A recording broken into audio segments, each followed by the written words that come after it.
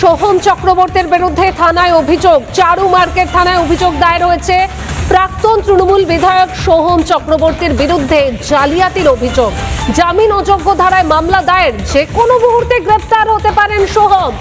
সোহম চক্রবর্তীর বিরুদ্ধে থানায় অভিযোগ দায়ের। চারু মার্কেট থানায় অভিযোগ দায়ের।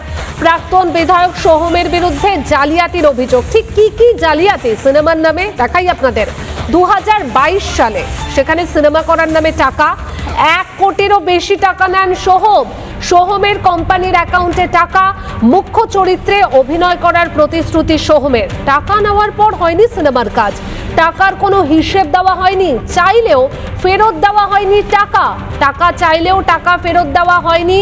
কৌশিক কর্মকার তিনি অভিযোগ করেছেন 2022 সালে সিনেমা করার নামে টাকা নেওয়া হয়েছে। কত টাকা? 1 কোটিরও বেশি টাকা নিয়েছেন প্রাক্তন তৃণমূল বিধায়ক সোহম চক্রবর্তী। সোহমের কোম্পানির অ্যাকাউন্টে সেই টাকা ঢোকে।